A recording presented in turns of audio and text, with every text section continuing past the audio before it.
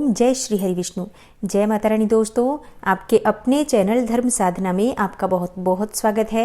माँ भगवती दुर्गा की कृपा आप और आपके पूरे परिवार पर सदा सर्वदा बनी रहे। दोस्तों, सनातन धर्म में महाशिवरात्रि सबसे विशेष पर्व माना जाता है। हिंदू पंचांग के अनुसार फाल्गुन मास के कृष्ण पक्ष की चतुर्दशी तिथि को महाशिवरात्रि का पावन पर्व मनाया जाता है।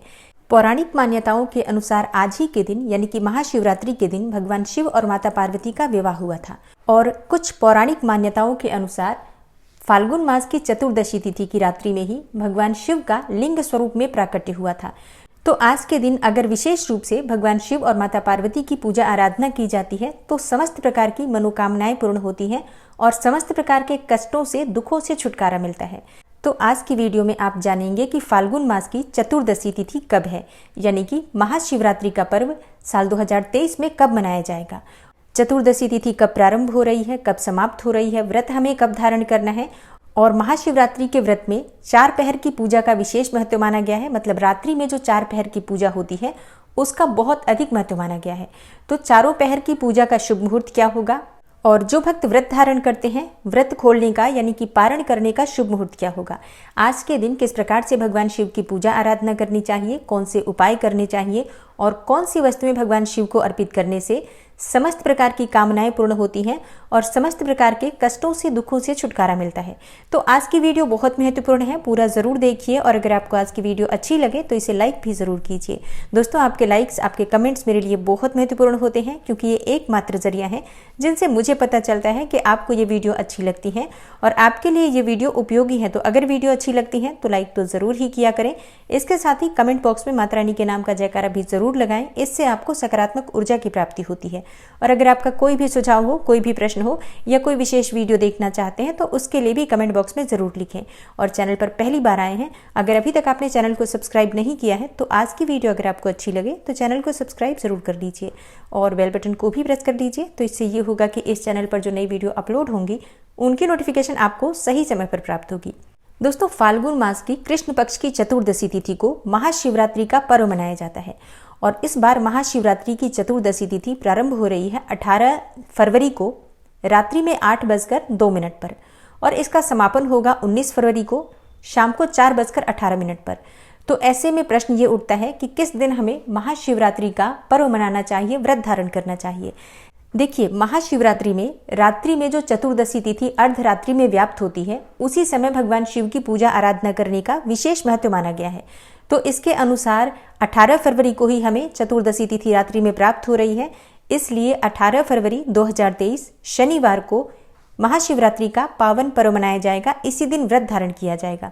अब बहुत से लोगों का प्रश्न होगा, दोस्तों महाशिवरात्रि के दिन भगवान शिव की पूजा आराधना में पंचामृत से उनका अभिषेक किया जाता है और हाँ, इसके बाद 8 लोटे केसर मिश्रित जल अर्पित किया जाता है। अगर इस प्रकार से भगवान शिव की आराधना की जाती है, मतलब 8 लोटे से आप जल अर्पित करते हैं भगवान शिव को, तो ऐसा कहा जाता है कि फिर कोई भी मनोकामना हो आपकी, किसी भी प्रकार की मनोकामना हो आपकी, निश्चित ही वो पूर्ण होती है। तो जैसे कि पंचामृत से अभिषेक करने के बाद और उसके बाद 8 लोटे जल आप एक एक करके अर्पित करते हैं। ओम नमः शिवाय या महामृत्युंजय का मंत्र जप करते हुए अर्पित किया जाता है जल और उसके बाद भगवान शिव की विधिवत पूजा आराधना की जाती है। जैसे कि आप चंदन से उनका तिलक करें, बिल्वपत्र, भांग, धतूरा, जो भी चीजें उपलब्ध हैं आपके पास वो सभी चीजें भगवान शिव को अर्पित की जाती हैं। आज के दिन गन्ने के रस से अभिषेक करने से समस्त प्रकार की दरिद्रता का समापन हो जाता है। अगर आप कर्ज में घिरे हों, आर्थिक तंगी में घिरे हों या फिर आपके व्यापार में परेशानियां आ रही हैं, धनागमन में या धन के संचय में कोई भी दिक्कत आ रही है, तो गन्ने के रस से भगवान शिव का अभिषेक करना चाहिए। और इसके बाद शिवलिंग पर आपको इत्र अर्पित करना चाहिए, मीठा पान अर्पित करना चाहिए और दक्षिणा स्वरूप कुछ पैसे अवश्य ही अर्पित करने चाहिए। फल और मिठाइयों का भोग भगवान भोलेनाथ को अर्पित करना चाहिए और इसके बाद केसर युक्त खीर का भोग भगवान शिव को अर्पित करके और उसके बाद प्रसाद स्वरूप सभी भक्तों को वितरित करना चाहिए।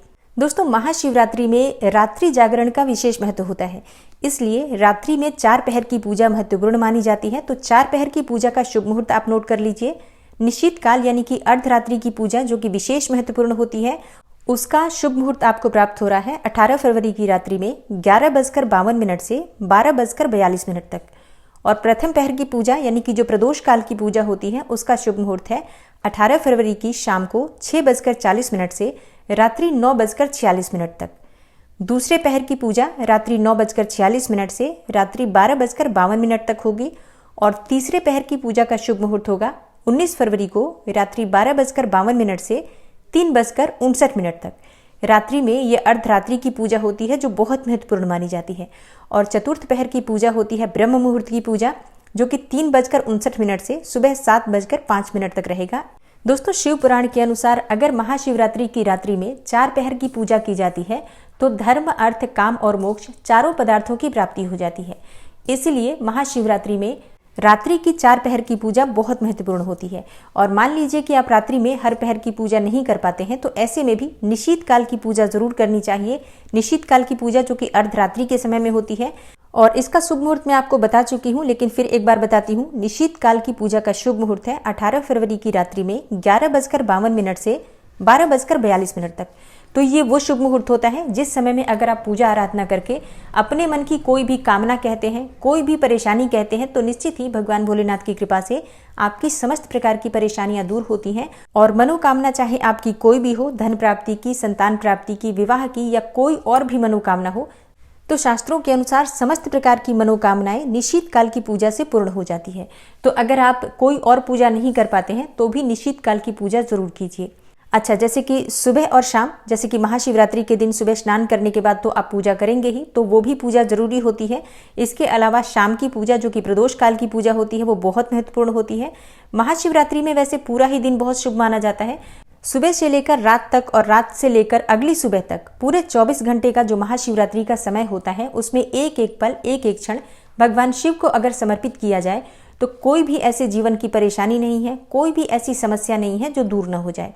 और आप किसी भी प्रकार के सुख की कामना रखते हो तो महाशिवरात्रि की अगर पूजा आराधना आप करते हैं तो निश्चित ही आपकी मनोकामना पूर्ण होती है। तो 18 फरवरी 2023 शनिवार के दिन महाशिवरात्रि है। इस दिन भगवान भोलेनाथ को समर्पित करके और विधि विधान से अपनी पूजा आराधना कीजिए। महाशिवरात्रि के दिन पंचाक्षरी मंत्र ओम नमः शिवाय, इस मंत्र का जप कर सकते हैं आप। चाहे तो महामृत्युंजय मंत्र का जप कर सकते हैं। आज के दिन शिव सहस्त्रनाम, शिव चालीसा, शिव रुद्राष्टक और शिव तांडव स्तोत्र का पाठ करने से भी सभी प्रकार की कामनाएं पूर्ण होती हैं। इसके अलावा शास्त्रों के अनुसार आज के दिन अगर आप शिव महापुराण का पाठ करते हैं तो इससे भगवान शिव की विशेष कृपा आपको प्राप्त होती है।